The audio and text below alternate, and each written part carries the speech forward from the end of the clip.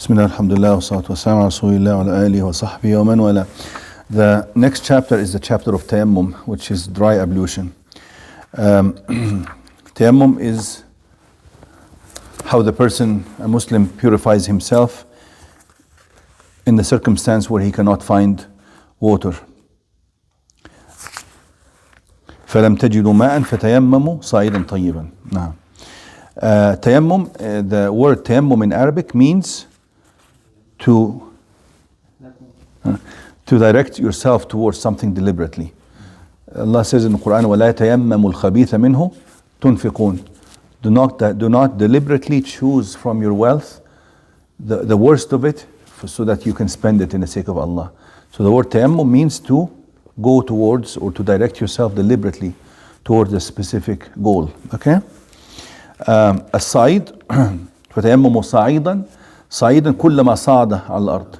The surface of the earth, all the surface of all the earth is considered as صعيد, regardless of whether it is sandy soil or muddy soil or earth, or rock.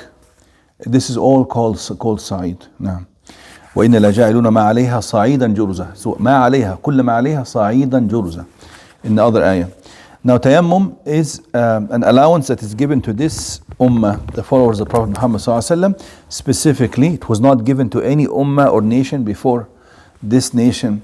It is to make our lives easy, and this is based on the hadith أعطيت خمسا لم يعطهن أحد قبلي. I was granted 5 privileges. No other prophet before me was given such privileges. And one, he says نصرت بالرعب مسيرة الشهر, which means his enemies feared him even before he headed towards them by a period of 1 month, or by a distance of that he would have to cut in one, or travel in 1 month.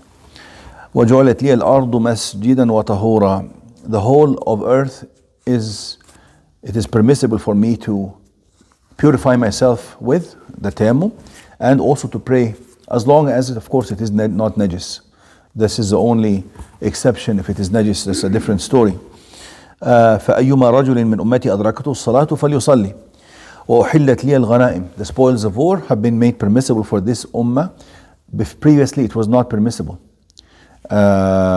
Previously, do you know what happened when the previous nations gained spoils of war? They would collect it all in one place, and miraculously تأتي صاعقة من السماء فتحرقها. They would all collect it in one place, and like a thunderbolt, lightning bolt would come from the heaven and just burn it. That was how it happened with previous prophets.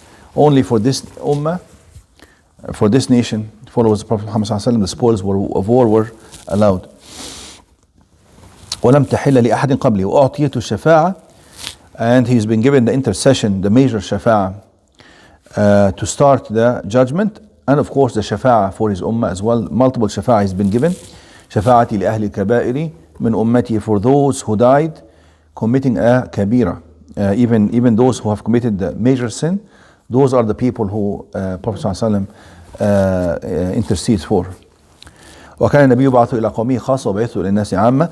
And prior to my coming, a prophet was sent to his special people, his own tribe, his own nation. He says, but I was sent to all of humanity. And this is a consensus, tayammum, to the fact that it's permissible for us to do this dry ablution. It's a consensus between all Muslim scholars. And tayammum was legislated during a trip in which the Prophet ﷺ was coming. I don't recall exactly what kind of journey, where they were going, but during that journey, Sayyidah Aisha, his wife, her necklace broke and it fell, and they camped in that place by the command of Prophet ﷺ to look for the necklace, and it took a long time, and then they had no water, to the extent that her father basically reprimanded her and scorned her harshly, told her that you are the cause for the people to have no water. Now they are stranded here because of you, and he was yelling at her. And then finally they found it, Anyhow, during that trip, because people didn't know even how to do the salah at the time, فأنزل الله آية التيمم فقال أسيد بن حضير لعائشة جزاك الله خيرا فوالله ما نزل بك أمر تكرهينه إلا جعل الله ذلك لك وللمسلمين فيه خيرا. He says, may Allah reward you. He said this to Aisha. Nothing bad happens to you except that Allah would make it, turn it into good fortune for you and for the Muslim. There's another narration. He said to her, ما هذه بأول بركتكم يا آل أبي بكر. He says, this is not your first blessing, or people or family of Abu Bakr. Now, Tayammum, basically how to do it. Inshallah, we'll just finish this part and then leave the rest to next time. Tayammum is very simple. The niyyah again, intention is the condition for tayammum, for wudu, for ghusl, and for all these things. And then, better to say tasmiyah, say Bismillah, and just like it is in wudu and in ghusl, it is advisable, not a fard and not a rukn, and it's still valid even if you don't do it. But if the situation allows, such as, we shouldn't mention the name of Allah, for instance, in the washroom, but outside the tayammum it's easy, right? We can do the Bismillah, and then you hit the earth with your palms. Then either you blow or you clap to take the some of the earth away. Otherwise, it will be very messy. فَامْسَحُوا بِوُجُوهِكُمْ. Then you wipe the face. Then you wipe the back of both hands as well, on the front like this. So it's only one hit to the ground, and then with that same hit, after you've blown the extra amount of earth that's on your palms, you blow it away.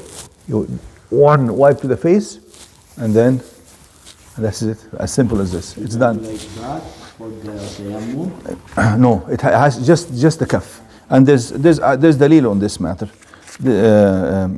No, it is only this part. فامسحوا بوجوهكم وأيديكم منه. نعم. قال ابن قدامة ويجب مسح اليدين إلى الموضع الذي يقطع منه السارق. وأومى أحمد إلى هذا لما سئل عن التيمم فأومى إلى كفيه ولم يجاوز. Imam Ahmad ibn Qudama as well, they said just to hear قال الله تعالى والسارق والسارقة فاقطعوا أيديهما.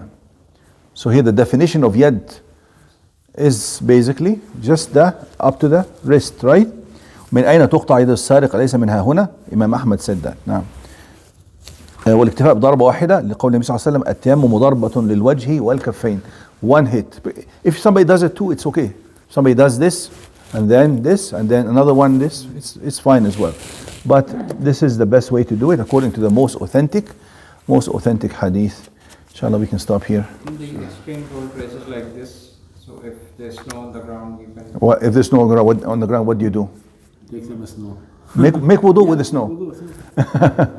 You take the snow and you try to make it warm it somehow and make some water and make wudu, because then tayammum will not be permissible unless somebody fears for his life or for his wellness. He feels that he will get sick, for instance, because the water is too cold. Yes, then he can make tayammum. He can make tayammum.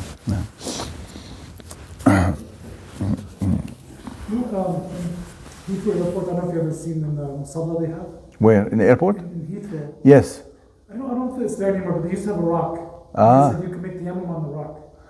I don't know, I thought that was a little bit of a stretch, I don't know, but it is sahih at the end of the day. So it's from the earth, so you could actually make... Yes.